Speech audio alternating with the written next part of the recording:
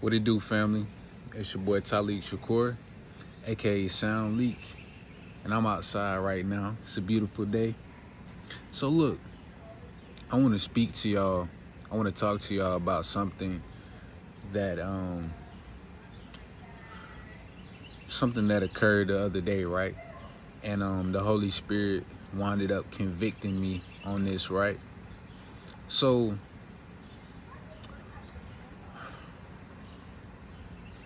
as you all know, I'm currently in a new barbershop. I believe I've been there for about a full month now, and great shop, great vibes, great people. God truly led me to this shop, and I'm grateful for that. Very grateful. So I'm in the shop maybe about 2 or 3 days ago, and a guy walks in, right? And I didn't notice him when he walked in, but I'm cutting hair, right? I'm cutting this guy's hair, and the guy who walked in noticed, he was watching me as I was cutting his hair, and he compliments me on the haircut that I was giving the guy. He says, "Man," he was like, "You a fool with those clippers too. I didn't know you was nice like that," right? And I said, "Man, I appreciate that." And I continue cutting, and I get done with the haircut, right? And when I get finished with the haircut, the guy who was sitting on the side who complimented me, based off of his appearance, he looked to be like he could use help, and I mean that in the most honest way possible. And he had a bag alongside, right, himself. And inside that bag, he ended up pulling out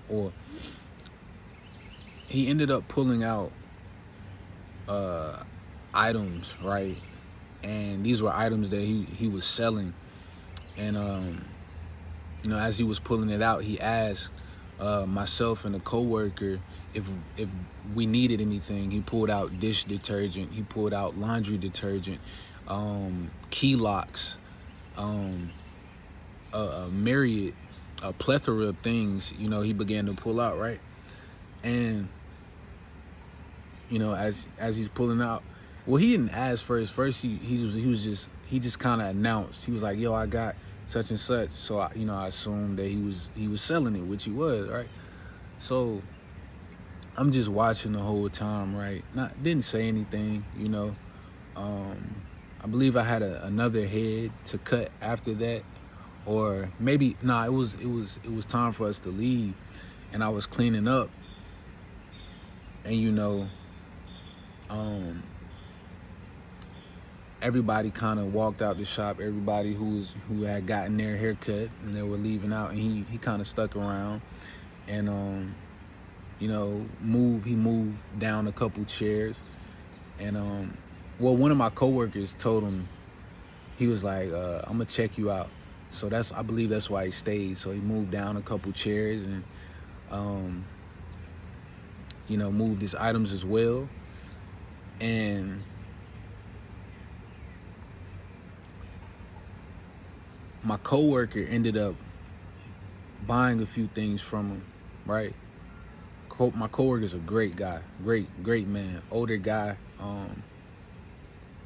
Just by his actions, you can really tell that he's a man of God. So he winds up buying a couple things. He's like, "Man, I really would like something a little bigger," you know what I'm saying? Because the bottles that he had, they were smaller, like the small dish detergent and soap that you can get. He's like, "Man, you got to bring something a little bigger and whatnot," just joking with him and whatnot. So I'm just listening and I'm watching the whole time, and I didn't know how much. He didn't really give a price for his items, nor did I ask. But in that moment, man, I wanted to just give to him just because like I didn't really even want anything, right? But I wanted to give to him just because, I could, the state that he was in, I could tell that he needed it. And, he was also like hustling, trying to, get a dollar, right? So I wanted to just give to him, but I began to procrastinate, right? And I procrastinated, and I thought about, I could use these few dollars for, just in case I want a snack or something like that. Like, just selfish, right? That's what occurred in my mind. That was the combating thought that I had that kind of stifled me or held me back from giving to someone who is in need. And I felt convicted in that moment, but the selfishness that I felt in that moment, the selfishness the selfish thoughts that I had in that moment stopped me from displaying God's love, and it stopped me from helping a believer. And I forgot to mention that the guy who was selling these items, he was a believer, right? Because while I was cutting the guy's hair that I was cutting, he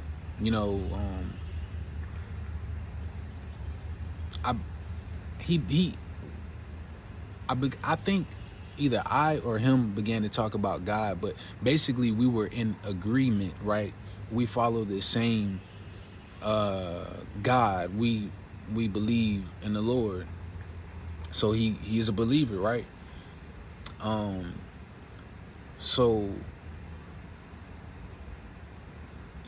my coworker ends up buying something from him, and then he goes on the other side, because in the shop that I work at, there's it's a dual shop. So there's a barber shop and a salon on the other half. And after my coworker buys something, he says, the guy who was selling things, he says, I'm gonna go on the other side, see if they might as well see if they want to get something, before he leaves out, right? And I said to him, I said, you might as well. And then I said, man, how often do you come around, or how often do you come to the shop? And he was like, man, I'm here. I'm gonna be around. I'm here often. So I'm like, all right. I said, what else do you sell? And he told me everything. I said, okay. I said, all right, the next time you come around, I'll see you.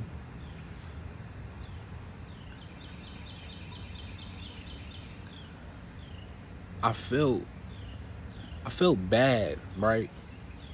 Because I felt led to give to him in that moment, right? But I tricked myself out of it because of my heart's selfish desire, right? To feed my flesh, right? Just in case, there was something that I wanted, right? Not something that I needed, but something that I wanted. But this brother was clearly in need, right? And the Bible tells us to love our neighbors like we love ourselves. Love thy neighbor like you love yourself. And in that moment, man,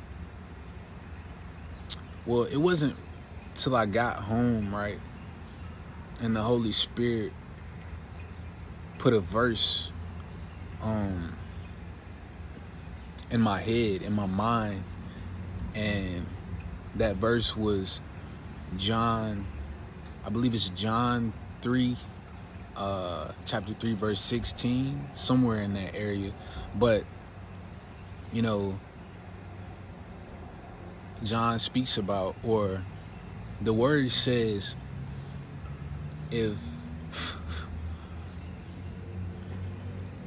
you see another believer struggling, they don't have any money, and you don't give to them, how can you say that you have God's love, right? And that convicted me, because I remembered, and I thought about it, yes, and it was something that was on my mind, the situation that happened where I could have given to him, but I kind of never minded it until the Holy Spirit brought it back up with that verse. And then when the Holy Spirit brought it back up with that verse, I said, oh, okay, God. In that moment, you wanted me to give to that brother, Lord. And I was disobedient because of my selfish wants, right? And I pondered on that. I'm like, man, I have to let go of what it is that just Talik wants. Because what I want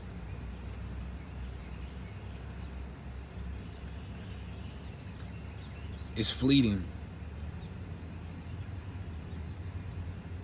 Something that's gonna temporarily give me a fix or joy, and then it goes away, right? But a need is something that carries us through. A need is something that will help us strengthen our relationship with God, right? To get us through life. And yeah, man, I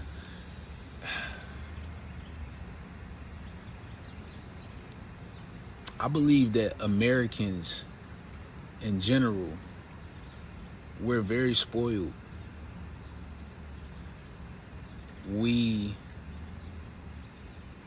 take for granted, and we aren't as thankful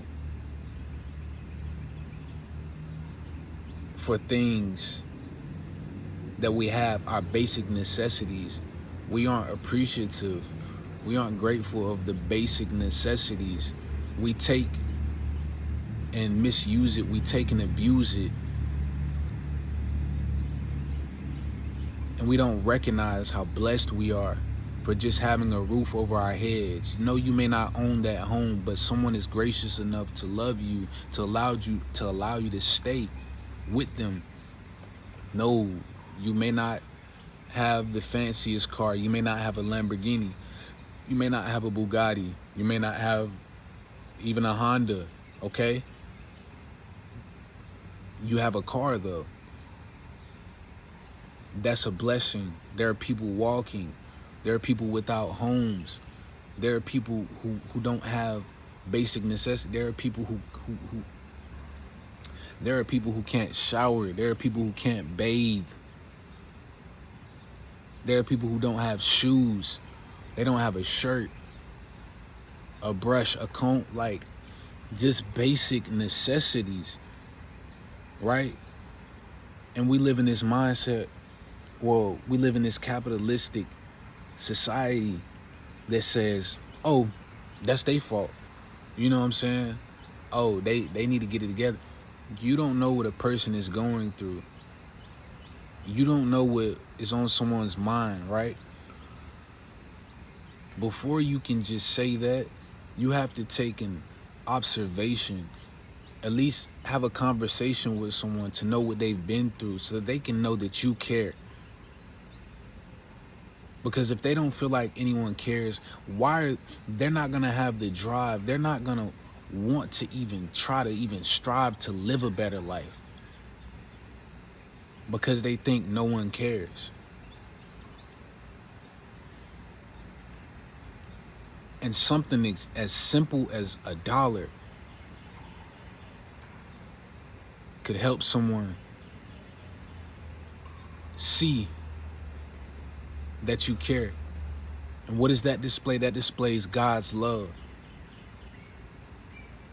So I just wanted to share this with you all, because